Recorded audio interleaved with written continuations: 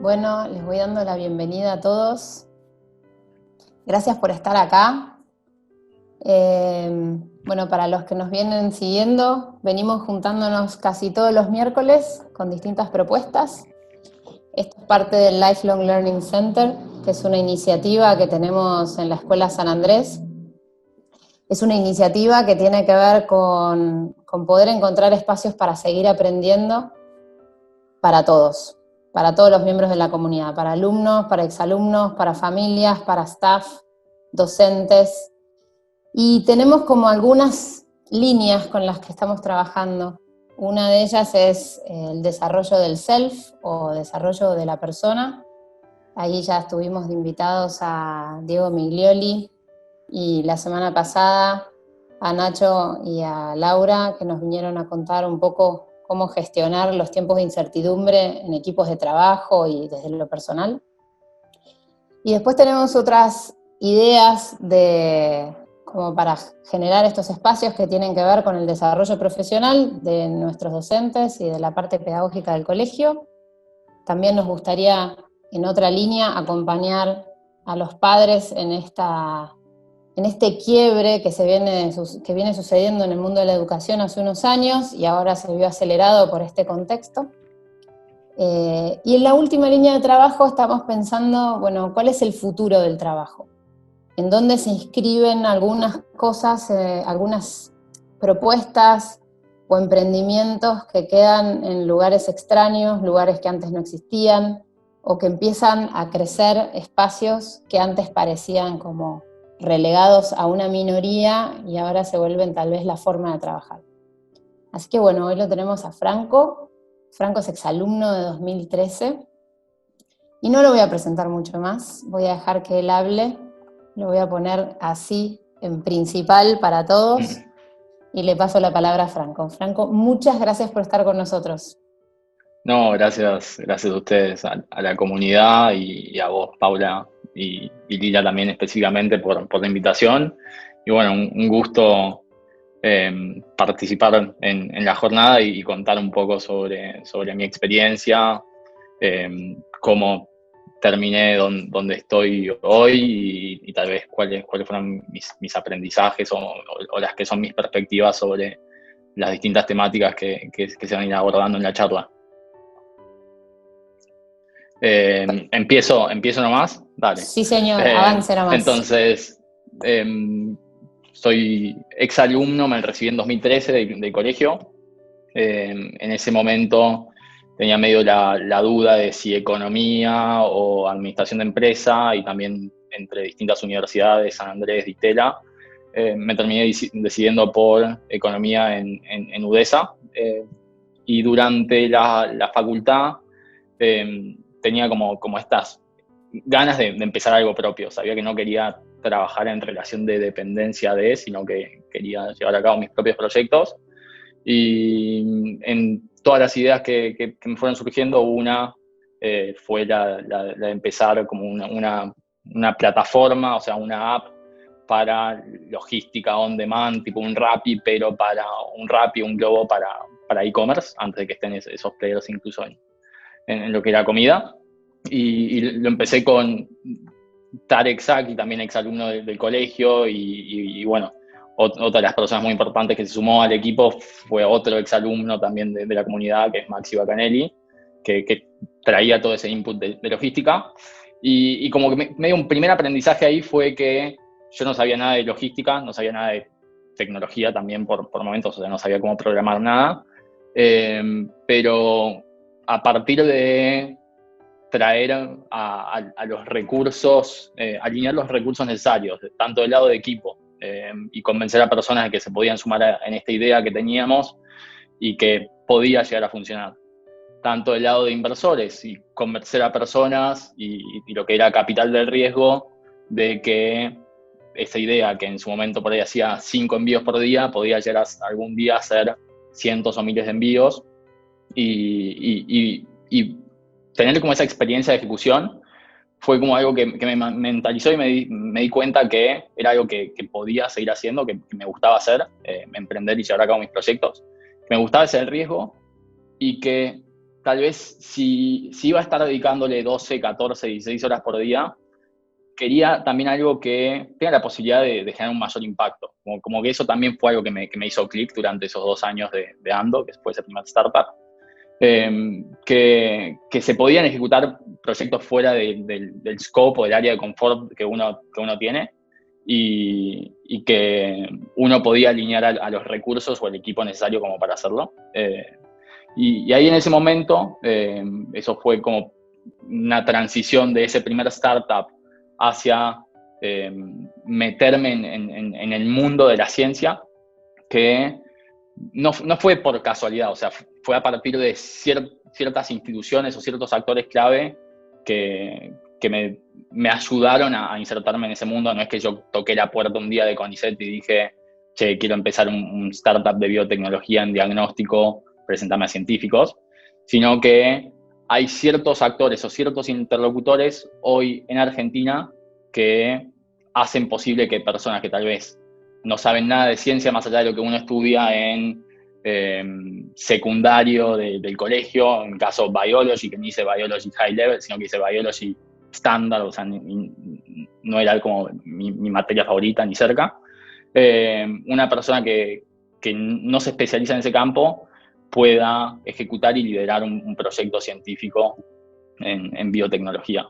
Entonces, puntualmente conocí a una aceleradora, a una incubadora que se llama Grid Exponential, que me ayudó a conocer a distintos grupos científicos. Entonces, me pasaron con un listado de 10 potenciales grupos científicos y distintas tecnologías. También me dieron como instancias de encuentro con ellos con el propósito de, che, juntate a hablar, fíjate cuáles te parece una buena idea y algo que puede llegar a llevarse a un plano comercial como un startup, y cuáles por ahí están todavía más en instancia de laboratorio. Y como que uno de los primeros entendimientos o una de las primeras cosas que me impactó en ese momento, a partir de esos 4, 5, 6 encuentros que tuve con distintos grupos científicos, era que estaban todas buenísimas las ideas, o sea, eran todos proyectos del lado científico muy fuertes y que todos tenían una potencial aplicación de mercado.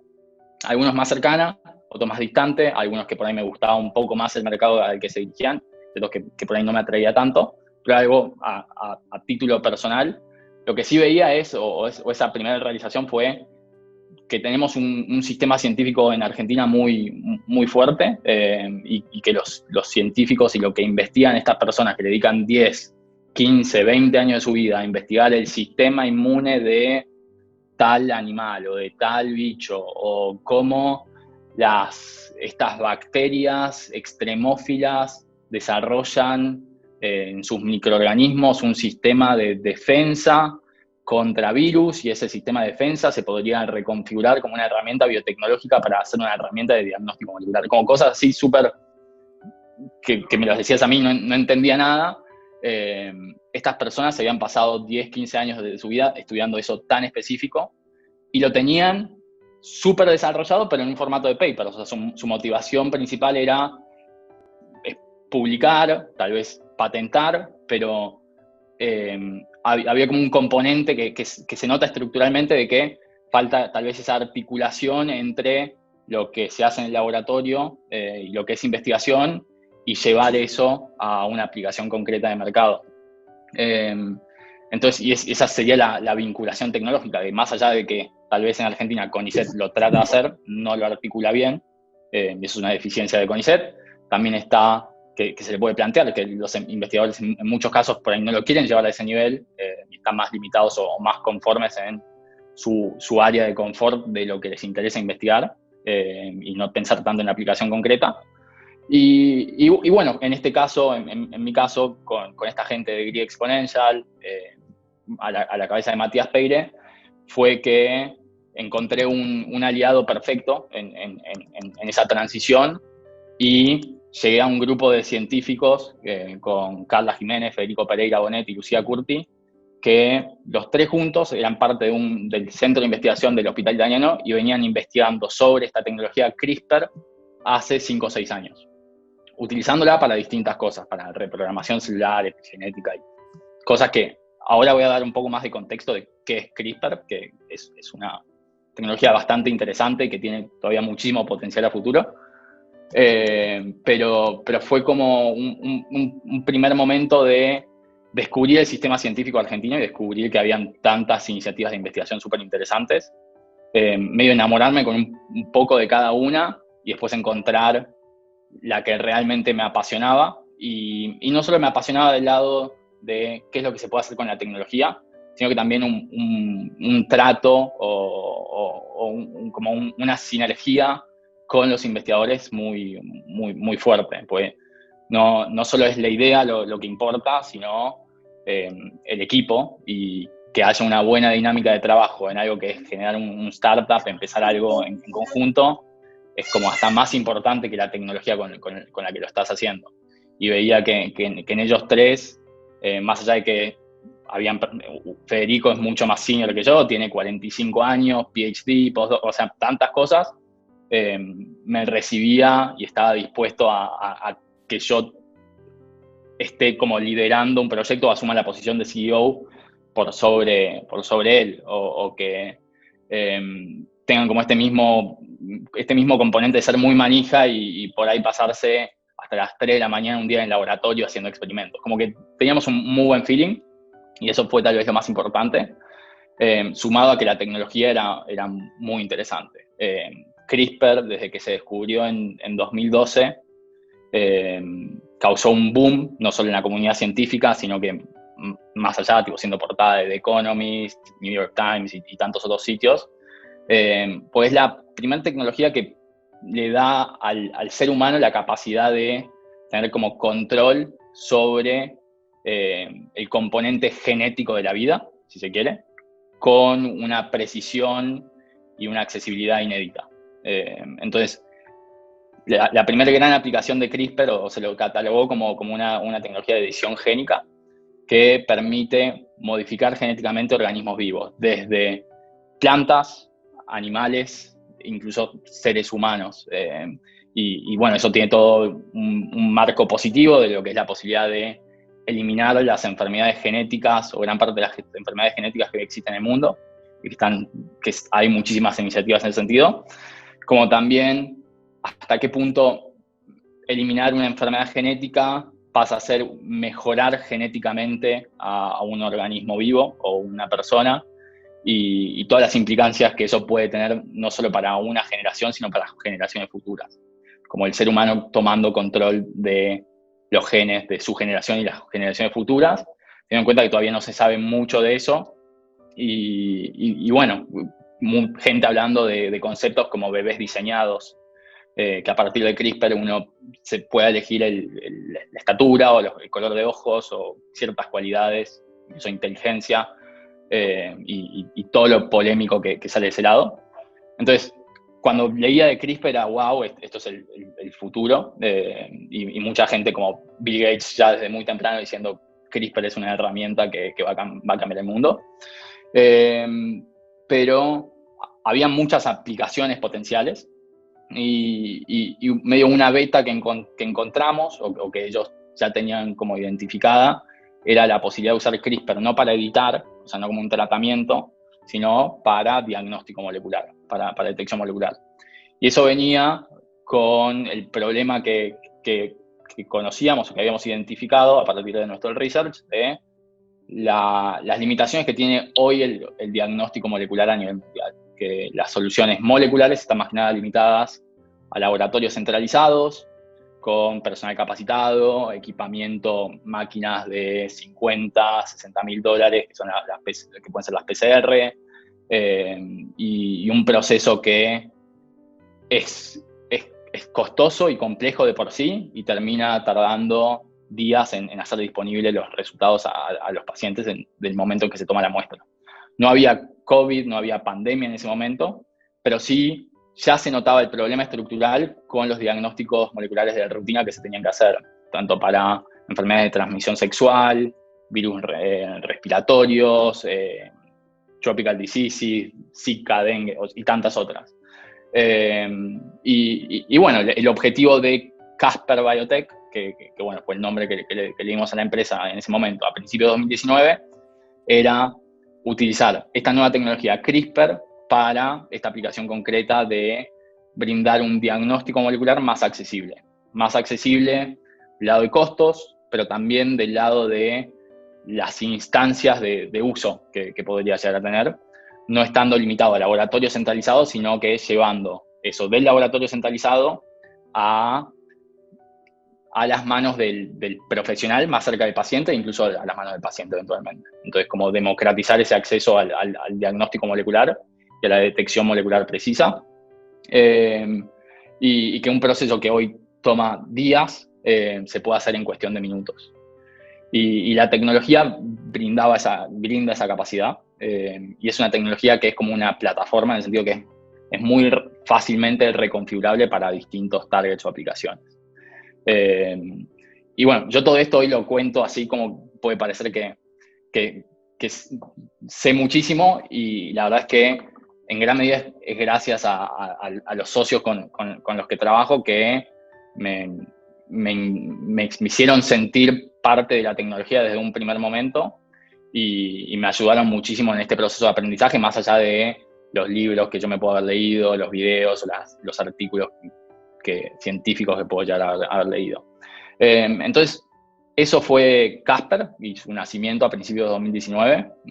En resumen, una primera experiencia en startups y bueno, esta realización de sí puedo ejecutar un startup, pero quiero algo que vaya un poco más allá y que puede generar un poco más de impacto, y no me gusta tomar el riesgo de salir de mi zona de confort como a nivel personal.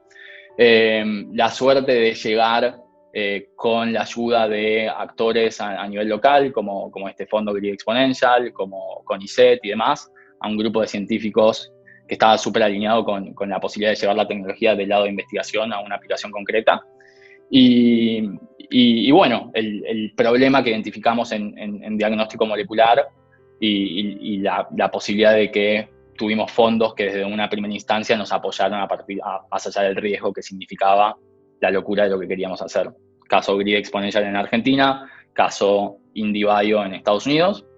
Y fue súper rápido en el sentido de que a principios de 2019, cuando yo recién me estaba empezando a familiarizar con CRISPR o qué es lo que íbamos a hacer o qué significaba el diagnóstico molecular o tantas otras cosas, este fondo de Estados Unidos, IndieBio, medio que nos llevó a Estados Unidos, y es como uno de los programas de incubación de biotecnología más importantes, early stage a nivel mundial en San Francisco, y es un programa hecho para científicos convirtiéndolos en emprendedores. En mi caso era al revés, yo era un emprendedor y me estaba convirtiendo como en científico en ese programa, y era con otras 8 o 9 startups a nivel mundial, y en esos 4 meses logramos avanzar muchísimo. O sea, vimos lo bueno que era estar en Estados Unidos, estar en San Francisco, el network de inversores que teníamos acá, el network de tal vez potenciales clientes y las posibilidades comerciales que surgían desde Estados Unidos,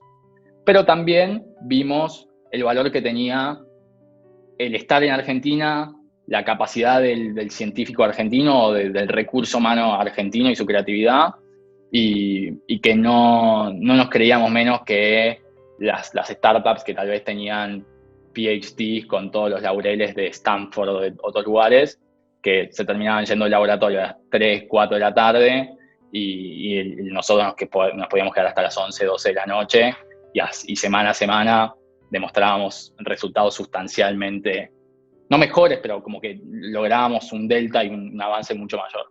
Entonces, cuando teníamos que crecer el equipo y sumar, como contratar a una primera persona, buscamos un poco acá en Estados Unidos y nos aterramos tanto por el costo, porque también no eran personas que estaban hechas para el puesto, como que no tenían la capacidad exacta.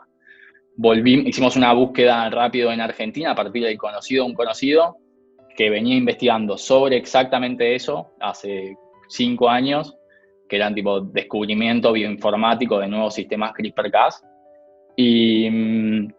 y a partir de eso lo trajimos, y se vino, sin conocernos, se vino a vivir con nosotros en una misma casa, y fue como tener esa doble perspectiva de hay en lo que es materia de profesionales o investigadores, no solo a nivel científico, sino que en tantos otros campos como diseño, programación y tantas otras cosas. El argentino es muy bueno y bueno, eso es algo que es muy positivo como para nosotros como país, y es algo que tal vez todavía no tenemos del todo, no lo estamos aprovechando de la mejor manera, o no está del todo potenciado. Después se puede hablar de por qué no se da del todo. Y bueno, durante 2019 avanzamos en lo que era las aplicaciones de nuestra plataforma, haciendo validaciones con hospitales en Brasil, en Estados Unidos, para distintos targets. Hicimos validaciones para más de 20 targets distintos, por ejemplo. Y cuando digo targets, pueden ser dengue, pero también puede ser detección del gen de resistencia al glifosato en plantas. Muy diversas las aplicaciones. Y a principios de este año, nosotros seguíamos avanzando en este prototipo que íbamos mejorando como plataforma. A principios de este año, cuando surge COVID, rápidamente hicimos como validaciones para la detección de SARS-CoV-2 en muestras sintéticas, y nos planteamos, bueno, con este prototipo que tenemos que sirve hasta ahí, ¿qué es lo que necesitaríamos para llevar al mercado, para llevar a Argentina y al mundo un kit reproducible que sea aprobado por FDA o que sea aprobado regulatoriamente, y que se pueda producir a escala y que dé buenos resultados consistentemente, que no es algo menor. Y bueno, para eso sabíamos que teníamos que crecer el equipo, que teníamos que tener más recursos y demás. Por suerte conseguimos el apoyo haciendo una ronda de casi $2 millones con inversores, algunos locales, otros de afuera. Y con ese capital crecimos nuestro equipo de las 5 o 6 personas que éramos en ese momento a un equipo de casi 25 personas. Y también tomamos la decisión de, más allá de que crecíamos mucho en equipo de gente de Argentina, de movilizarnos a Estados Unidos, porque una de las limitaciones que uno tiene haciendo ciencia desde Argentina es los tiempos de importación o la imposibilidad de iteración rápida que conlleva tener que hacer aprobar cosas por ANMAT para que entren al país, o la logística y tantas cosas. Acá en Estados Unidos en 2 días nos llegaba todo. Entonces movilizamos el equipo, también hicimos como, o sea, todos sabían que venían con este propósito, que venimos con este propósito de llevar el kit de prototipo a algo a escala y hacerlo aprobar por FDA. Y ahora estamos en eso. Estamos a cuestión de días, ojalá, de lograr aprobar. O sea, estamos haciendo la presentación estos próximos días a FDA de nuestro kit. Ya tenemos hechas validaciones clínicas, tenemos un partner de producción a escala acá en Estados Unidos, tenemos producción interna de algunos de nuestros insumos, producción externa de algunos otros. Y bueno, es como que se fueron dando los objetivos necesarios y ahora estamos muy cerca, le falta como el último paso. Y también saber que después de que das ese último paso, está todo lo que es el escalado productivo para lo que esperamos que pueda ser el deployment de 10 millones de nuestros tests en la segunda mitad de este año, con muchos de ellos yendo a Argentina, pero también con partnerships con el Ministerio de Salud de Canadá y con otros players de referencia tanto a nivel público como privado en salud. Y bueno, también con un componente de súper intensidad, en el sentido de que somos 20 personas viviendo en 2 casas, trabajando desde las 8 de la mañana hasta las 9, 10 de la noche, y con las presiones externas que surgen de querer hacer disponible esto lo antes posible, pero también sabiendo que hay que estar haciendo ciertos estándares de regulación y otras cosas. Y en cuanto a lo diferencial de nuestro kit con lo que hoy existe en Argentina o a nivel mundial, es la posibilidad de hacer la detección de una forma directa de muestra, o sea, sin tener que extraer ARN, que hoy es un cuello de botella enorme para el sistema de salud en general, como primer punto. Segundo punto, que no se necesite equipamiento como una máquina de PCR para hacer la lectura, sino que sea directamente en un formato de fluorescencia simplificado, sin un equipamiento externo, o con tiritas reactivas como formatos de lectura, y un tiempo de 45 minutos de que se saca la muestra, o sea, no de que se extrae, sino que se saca la muestra, se hace el hisopado, al momento en que se detecta. Cuando hoy todos los kits requieren la extracción de ARN, que hace que el proceso sea mucho más lento, y esto hace que el kit sea aplicable fuera del laboratorio, que ese es como el objetivo de que se puede usar en hospitales, en salitas de baja complejidad, incluso de forma descentralizada. Entonces es un poco de cómo, de mi historia personal y tal vez un poco sobre Casper y lo que estamos haciendo y algunas perspectivas de lo que es el sistema científico que tenemos en Argentina, CONICET, que más allá de ser una institución complicada por la burocracia y todo lo que tiene, a nivel profesional o en recursos humanos hay investigadores muy buenos y hay tecnologías súper interesantes que por muchos momentos son subvaloradas o que tienen un potencial más grande de materializarse del que se hace, y que también hay posibilidades para gente que no es científica o que no es experta en un campo de lanzarse al riesgo que significa hacer algo nuevo fuera de su área de confort, y que es una sensación súper gratificante, intensa, pero que es muy divertido, sin dudas. Así que con eso termino el monólogo y me pongo a disposición de preguntas. Gracias Franco, porque la verdad fue un re lindo paseo por todo lo que venís haciendo. A mí me queda, más allá de las preguntas que tengo algunas anotadas, me quedo pensando que estás liderando un emprendimiento, o sea, en la versión startup, pero el contexto que te toca vivirlo tiene como unas presiones que tal vez nunca han existido antes, porque tenés presiones contextuales de shipping, o sea, las cosas te llegan, no te llegan, y además debes tener la presión de tiempo y presiones políticas para lo que vos venías diciendo, cumplir con las etapas, o sea, hay mucho, yo tengo una poquita formación científica para los que no me conocen, pero hay mucho de los protocolos que se cumplen y después hay muchas teorías conspiratorias como pareciendo que la ciencia no cumple con estos protocolos y tiene que salir por dinero adelante. ¿Tenés algo que comentar desde una perspectiva única, que es hoy estar como con todas las miradas sobre ustedes? Sí, que hay presiones, sin duda,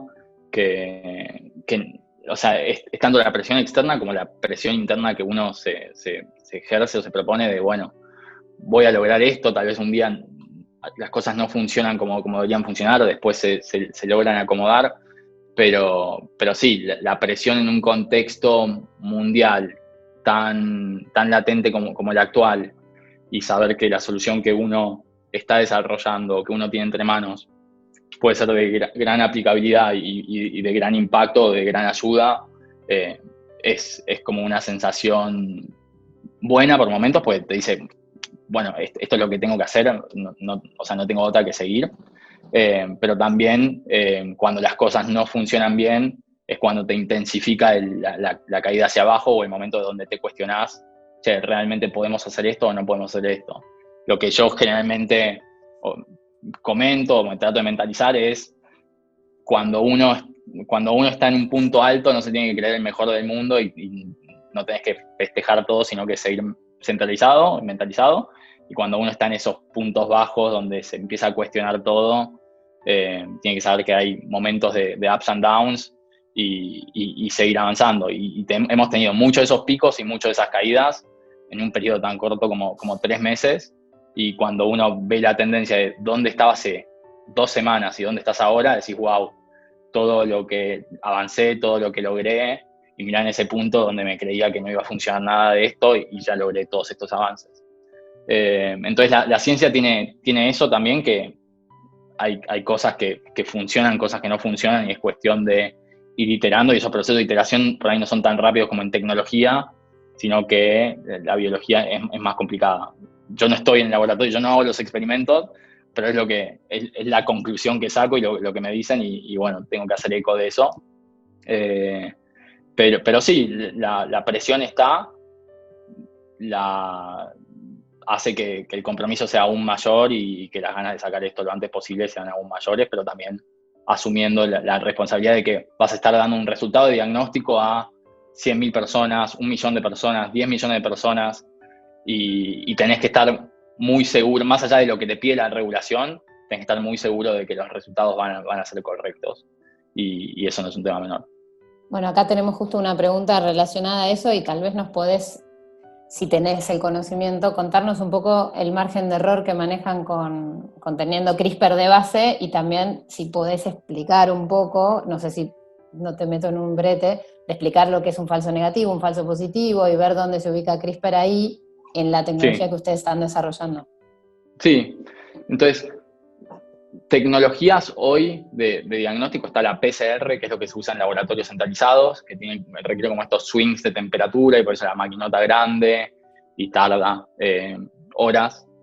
Que en términos de falsos positivos, falsos negativos, es muy buena, o sea, tiene muy poco margen de eso, pero tiene las limitaciones de complejidad que la han llevado a ser el estándar durante 30, 40 años, pero hoy teniendo como este cuello de botella de su accesibilidad.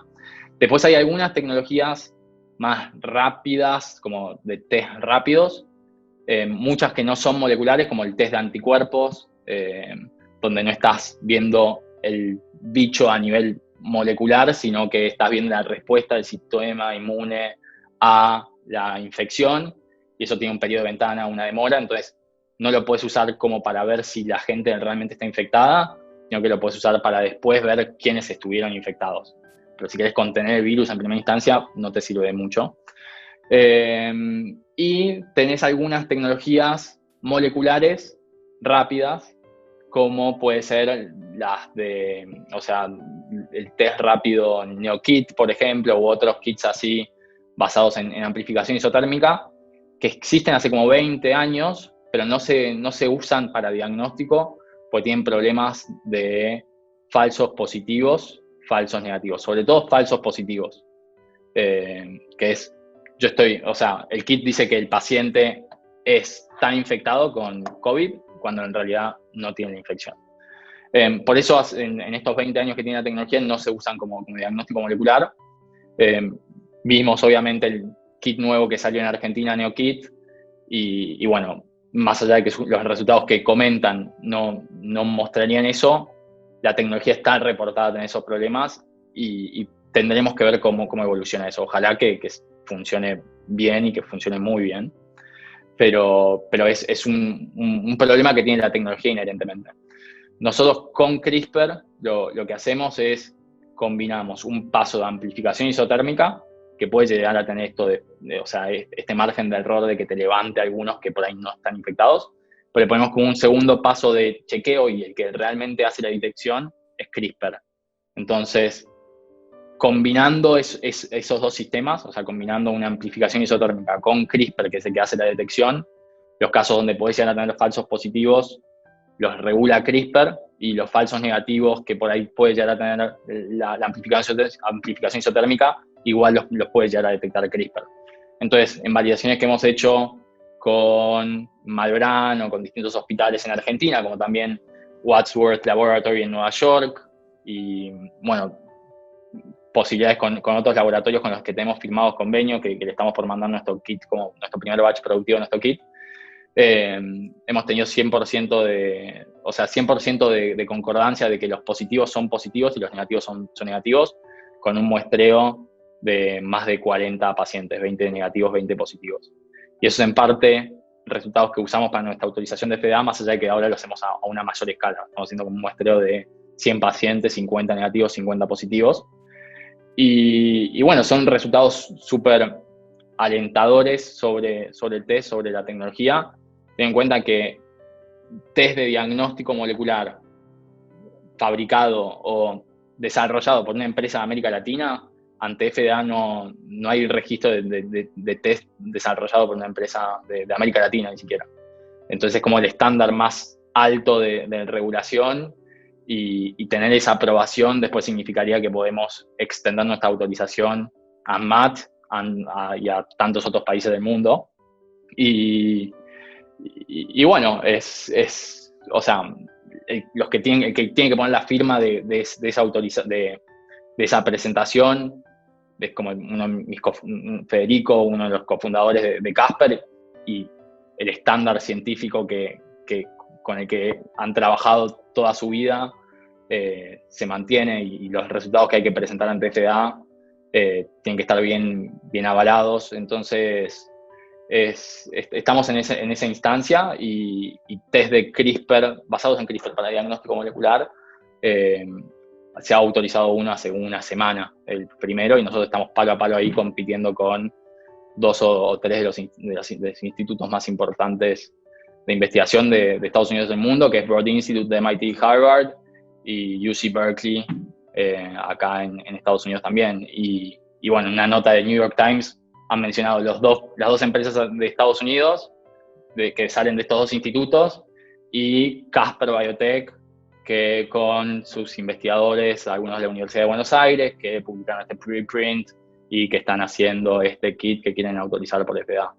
Entonces, como que fue un buen reconocimiento formar parte de esa nota. Justo ahí engancha con una de las preguntas, que es ¿cuál es la formación científica de los chicos que te acompañan, de los científicos? ¿Son biólogos? ¿Son de la UBA? ¿Qué son? Sí, son biotecnólogos, biólogo molecular, con distintos caminos o sea, no son todos de la UBA. Federico empezó en la Universidad del Comahue en Bariloche, que si lo ves es una universidad mini. Lucía es de La Pampa originalmente y se vino a Buenos Aires. Carla estudió en la Universidad de Quilmes y después terminó en el Centro de Investigación del Hospital Italiano. Los 3 se terminaron juntando en el Centro de Investigación del Hospital Italiano, donde Federico era el director de postdoc de Carla y de Lucía. Entonces, Federico, siendo el perfil más senior y como investigador en CONICET, entre los 3 decidieron que queremos hacer de CRISPR no solo lo que estamos investigando, sino que nos gusta tanto la tecnología que creemos que tiene mucha aplicación de mercado para cosas concretas. Y bueno, ahí se dio como que yo llegué justo en el momento indicado, y que nos llevamos muy bien. Y también como Federico, que tal vez es acostumbrado a una posición de dirección de tesis, de posgrado y tantas otras cosas, terminando asumiendo un rol, o sea, donde yo soy el CEO, pero la directora científica, o sea, Federico no es el director científico, sino que es Carla, porque Carla asumió esto de que desde un principio se iba a dedicar full time a Casper. Dejaba CONICET, dejaba todo. Tal vez Federico, con su trayectoria en CONICET, dijo, para que Casper sea todo, tiene que Casper estar muy avanzado. Mientras tanto, no me lanzo al vacío. Y más allá de que ahora Casper puede comprar el pase de Federico, o sea, lo puede traer full time a Federico, sigue siendo la organización, donde Carla es la directora científica, yo soy como el director ejecutivo comercial, y Federico responde de cierto modo a Carla. Tenemos ahí, muchas gracias, porque venís con una lucidez espectacular. Tenemos ahí como 2 preguntas que nos llevarían por distintos caminos. Una es cómo pensar a largo plazo la estrategia cuando la tecnología cambia tan rápido. Te dejo un segundo con esa, porque me parece que la puedes responder muy bien. La estrategia cuando la tecnología cambia tan rápido. Nuestra tecnología de por sí se presta a esto de que, como una de sus propuestas de valor es muy fácilmente readaptable a nuevos targets. Para nosotros, si sale el SARS-CoV, o sea, un nuevo COVID o una variación, para nosotros es bioinformáticamente configurar nuestro sistema CRISPR para detectar tal secuencia que querramos, y eso como que lo sintetizás, que es como que lo imprimís en nuestros kits, y después podrías detectar esa nueva secuencia. Entonces, tiene una gran capacidad de readaptación a variaciones del virus o incluso a nuevos virus, que es algo muy bueno. Y bueno, en cuanto a la tecnología y que vas avanzando, todo startup tiene que estar como dispuesto a la iteración, y tal vez lo que estábamos haciendo hace 6 meses cambió en estrategia del producto, de la portabilidad, del método de lectura, y es ese componente variable de tener como esa capacidad de tomar decisiones rápidas y tender a tomar buenas decisiones te lleva a un buen camino, a un buen lugar. Entonces no es que tenés que acertar todas tus decisiones, pero en la medida que tiendas a tomar esas buenas decisiones, vas a lograr esos avances que semana a semana vas a ver.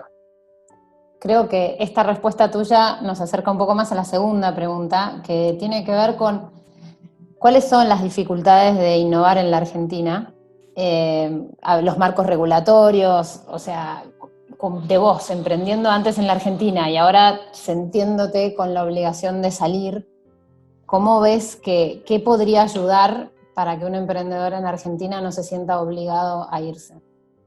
Sí, en mi caso no es la obligación de ir, o sea, Casper, los empleados que tenemos hoy, 80% son de Argentina y nuestra estructura central va a estar en Argentina. Ahora tomamos esta decisión solo por una cuestión excepcional de tener que avanzar muy rápido en un contexto de mucha presión y no tener tiempo. O sea, el tiempo era lo primero que teníamos que priorizar, pero ya estamos viendo cómo en la segunda mitad de este año, principios de 2021, estableceríamos nuestro laboratorio y nuestra propia como planta de producción desde Argentina. El factor limitante principal, en nuestro caso, es tal vez, o que se viene dando desde hace mucho tiempo y aplica a mis socios del lado de investigación científica, es el tema de recursos y bueno, que ellos del lado de investigación, por ahí su presupuesto para un año de investigación es $8.000 y eso es lo que un investigador acá en Estados Unidos recibe como presupuesto para una semana. O sea, era a ese nivel de comparación. Y eso tiene lo malo de que o sea, estás muy limitado, pero también lo bueno de esa capacidad que tenemos de con muy poco hacer mucho, o que ellos desarrollaron de que con muy poco podían hacer mucho, y cuando lo llevas a un nivel donde tenés más recursos, sos mucho más estratégico igual en cómo destinás esos recursos, y eso lleva a que Casper hoy, siendo una empresa que tiene un 1% de las otras empresas que están buscando o que han logrado autorización de FDA de emergencia, logre competir o logre ser comparable con un presupuesto tan limitado, porque somos muy estratégicos en cómo usamos nuestros recursos y tenemos un costo estructural de vida desde Argentina que es mucho más bajo, que hace que un sueldo promedio de un PhD acá sea $200.000 al año y en Argentina sea un quinto de eso, o un décimo de eso. Entonces, para nosotros, Casper es una empresa argentina y nuestra base va a estar en Argentina siempre. Tenemos esta doble presencia en Estados Unidos por lo estratégico que es a nivel comercial, a nivel inversores y a nivel acceso a insumos. Y uno de los principales limitantes para hacer este tipo de cosas en Argentina tiene que ver con la importación, como decía al principio, de que podés esperar semanas, meses en que te lleguen las cosas y justamente lo que necesitas en esta instancia es una capacidad de iteración muy, muy rápida. Si vos tardás un mes entre que hiciste el primer pedido, te llegó, validaste si te funcionó o no te funcionó y tuviste que hacer otro pedido, en 2 meses tuviste 2 rondas de iteración como máximo, mientras que si lo podés hacer cada 2 días, en 2 meses podés tener 30 rondas de iteración. Y entonces la exponencialidad de la información que lográs con eso es mucho mayor a que si tenés solo dos chances de iteración. Entonces es como nosotros tratamos de hacer lo mejor de los dos mundos, lo mejor de los recursos humanos que tenemos de Argentina y el diferencial que eso tiene con el recurso de Estados Unidos, pero también lo mejor de la capacidad de iteración rápida que uno puede tener desde Estados Unidos por el acceso a insumos. Claro, pareciera que ahora lo que te guía es el tiempo y la rapidez y eventualmente para estabilizarte te va a guiar más el costo a largo plazo y poder contribuir a tu país. Tenemos un montón de alumnos y un montón de profesores del colegio escuchándote y muchos en realidad te están escuchando traduciendo todo lo que decís a sus ideas de startups, a sus ideas de empezar. Voy a empezar con una pregunta que hizo una profesora del Departamento de Economía, que dice, bueno, ¿cómo hiciste esto de las rondas de inversión? Y también quiero que pienses en estos chicos que o tienen 18, 19 o 16 y ya están craneando su primer MVP de cualquier cosa. ¿Cómo se hace para ir a pedir plata? Contanos un poco eso. Desde lo personal, no tanto desde lo técnico. Sí, de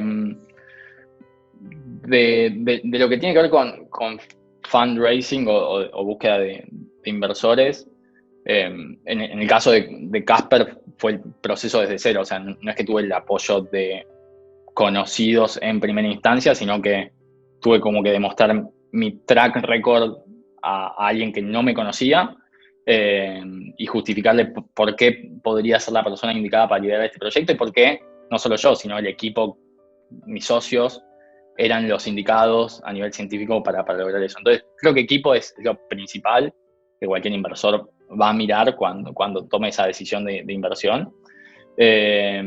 Y después de equipo viene la idea o el problema al que se dirige o que quiere resolver. Y bueno, en el caso de Casper, con mi background de haber estudiado o sea, que fui al colegio y fui a la Universidad de San Andrés, me recibí de economista, y que también había fundado un startup antes, como que tenía cierto track record que le podía dar a entender a esta persona sabe ejecutar proyectos. Y también del lado científico de mis socios, con los papers que publicaron, con los premios que lograron, es como que era un muy buen equipo, tanto a nivel business como a nivel science. Y bueno, la conversación con inversores, lo importante es encontrar un inversor que está dispuesto a tomar el riesgo en la instancia y en la industria en la que uno se está posicionando. En nuestro caso, biotecnología es como algo bastante novedoso, tal vez para el típico inversor de Argentina, entonces tenés que buscar qué tipo de inversores realmente están interesados en esa industria. Y también la instancia, no es lo mismo una ronda donde se buscan los primer capital a una ronda de millones de dólares donde tal vez el inversor de la TAM no tiene tanta disposición a ese tipo de rondas y ya es un inversor de afuera. Cada vez más y más hay inversores en la región que son súper específicos a ciertas industrias. Hay muchísimos inversores en tecnología, en biotecnología, en criptomonedas, en tantas otras cosas. Y es como que la industria del venture capital en América Latina está creciendo a dígitos altísimos año a año. Y hay capital de riesgo como para proyectos por más locos o seguros que sean, desde naves espaciales a diagnóstico molecular con una enzima que sale de unas bacterias en la naturaleza y que me permite detectar virus. Pero ahí estás diciendo algo, me parece que es importante, que hay algo del inversor y ustedes que tienen una cierta especificidad, ¿no? O sea, no es ir a buscar plata por buscar plata, sino ir a buscar un inversor que además tenga hambre por invertir en lo que vos estás proponiendo como solución, ¿o me equivoco? ¿Te entendí bien? Sí.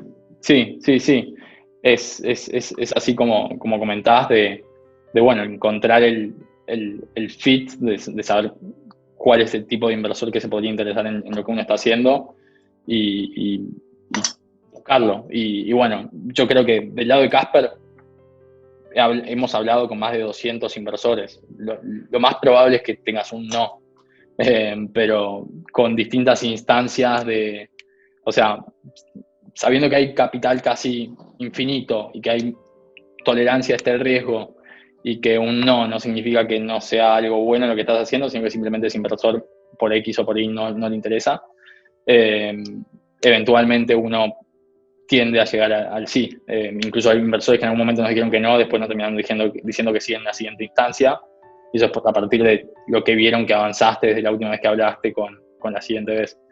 Entonces es un mundo interesante el del venture capital. Te hago una pregunta, porque acá te están preguntando por tu salud mental en este contexto. Y me imagino que cuando tuvieron esta decisión de expandir rápido, porque para cualquier persona que haya empezado una empresa, pensar que estás hablando de principios de 2019 y estamos en mayo de 2020 y vos nos estás contando como el total de la historia. El total de la historia hasta el día de hoy, ¿no? Sí. O sea, ¿cómo están manejando o cómo se están asistiendo, si lo están haciendo, para pasar estos vaivenes tan fuertes en lo que vos decías antes, de me creo el rey porque estamos logrando algo que nadie, y luego el pozo de gestionar alguna presión o algún desafío de un fracaso de alguna iteración. ¿Cómo, además, como equipo, cómo se están bancando cuando hay tan poco recurso de poder salir? Sí, sí, es una muy buena pregunta, y más si le sumás la intensidad de que convivís durante 4 meses, durante 6 meses con las mismas personas que trabajás, con las mismas, o sea, le da un factor intenso extra. Ya nos había pasado el año pasado, siendo los 4 cofundadores que vinimos acá y convivimos los 4 meses en San Francisco. Yo en mi caso tengo 24 años, no tenía mucho que dejar en Argentina, pero Federico tiene hijos y muchos en situaciones distintas de vida. Y es como un make or break, era tipo, o nos matamos o vamos a salir fortalecidos. Terminamos saliendo fortalecidos, y después de eso, como que era mucho más lo que, o sea, salimos mucho más fortalecidos, y ahora que lo llevas a un caso donde somos 20, tratamos de generar como esa misma dinámica de sí, esto va a ser muy intenso, sí, por momentos nos vamos a querer matar todos, pero démonos esos tiempos, ese espacio. Trabajamos de lunes a sábado, el domingo es día de descanso supuestamente. Tratamos de hacer asados, o bueno, hacemos como un hike alejado y no nos exponemos a nadie externo, pero a veces salimos de la casa. Y sí, se da una buena dinámica, y todos están súper alineados con el objetivo, que es hacer que esto llegue a mercado, hacer que esto llegue a las manos de profesionales médicos en el mundo, y eso hace que cualquier fricción se pueda superar fácilmente. Bueno, acá, preguntaron varias cosas, cómo se escribía Indivio, espera, porque te sigo preguntando, si hablaste con Nico Secasi o Marcos Galperín en algún momento, si quieres contar algo de eso. IndieBio se escribe, sí, perdón, yo lo anoté. IndieBio. Ahí lo escribo. Después también paso mi mail, porque cualquiera que me quiera escribir, feliz de charlar. En cuanto a la pregunta de Marcos Galperín y Nico Secasi, obvio que son referentes a nivel LATAM, a nivel mundial, en tecnología, en el caso de Marcos, y como emprendedor, o la máxima figura a la que uno puede apuntar, y con Nico Secasi también en lo que es Kasek y lo que construyeron, y de antes en su participación en Mercado Libre. El caso de Marcos Galperín o sea, lo conozco, he estado en contacto con él, y es indirectamente es inversor uno de los fondos que es inversor nuestro. En el caso de Nico Secasi tenemos contacto con Kasek Ventures, y bueno, lo voy a dejar ahí, pero no son inversores nuestros todavía, pero si alguien le puede tirar si alguien es amigo, que le tire un centrito. Este es el momento. Acá preguntan un poco por la aplicación de CRISPR en agricultura, pero sospecho que tal vez no es el área de tu expertise. Sí, pero se está usando. Hay todo un debate de si es que una edición con CRISPR lo convierte en un GMO o no en un GMO, porque no es que a veces no estás agregando nada nuevo, sino que simplemente estás desactivando un gen que ya estaba presente en la planta. Y creo que todavía no hay productos que se están vendiendo que hayan sido autorizados para venta aplicados con CRISPR como sistema de edición, pero sí sé que hay muchísimas iniciativas de empresas y de laboratorios que están haciendo cosas con eso. Bueno, algunos dicen sí es un GMO, otros dicen no es un GMO. Yo no soy quien para decir si es GMO o no es GMO, simplemente digo que está el debate. Y se puede usar para edición en plantas sin problema, como también lo están usando para algo que se llama Gene Drive en animales, que es, vos tenés los mosquitos como un vector de transmisión de muchísimas enfermedades, y haces que no solo modificás, o sea, si querés modificar todos los mosquitos del mundo, uno por uno, va a ser imposible. Con esto, con lo que es un Gene Drive, vos insertás el mecanismo de edición en el mosquito mismo. Entonces, cuando ese se reproduce, el mosquito que se reproduce ya viene con ese vector de cambio y se sigue propagando en otros mosquitos. Entonces está estudiado como que no sé cuántas semanas podrías hacer. Con este mecanismo podrías propagar una condición en una especie entera como mosquitos. Es algo súper polémico, pero son cosas que se están debatiendo y se van a seguir debatiendo. O sea, hay muchísimo de interesante o de lo que se viene a partir de esta herramienta a la que o sea, cualquier científico puede hacer una edición genética con CRISPR. No es algo complicado hacer. Eso es parte de la propuesta de valor de la tecnología. Eso es parte de lo que ha llevado a problemas. Hay casos de un investigador en China que ya usó CRISPR para eliminar la posibilidad de que dos mellizos tengan HIV. Entonces, nada, es que como que hay gente que fue más allá de lo que se podía o del estatus actual de la tecnología y lo usó. Y es algo que yo rechazo totalmente y que fue totalmente rechazado por la comunidad científica en general. Y ese científico creo que está detenido o está en la cárcel de China, algo así. Uf, buenísimo. A mí me gustaría dejar acá la charla primero porque me parece que es en donde arrancamos nosotros dos hace unos días cuando hablamos por primera vez, que te dije, CRISPR es tal vez la pregunta. Y me parece que es la pregunta que se pueden llevar todos a leer un poquito más sobre esta tecnología, porque promete una escalabilidad y, como dice Franco, una aplicabilidad enorme con los problemas éticos que conlleva el tema de trabajo con humanos y el trabajo de la modificación genética en distintas especies, con todo lo que ustedes están poniendo ahí sobre el medio ambiente y sin tener muy claro cuál es el impacto de hacer una modificación a nivel de especie. Bueno, ahí Franco nos puso su mail.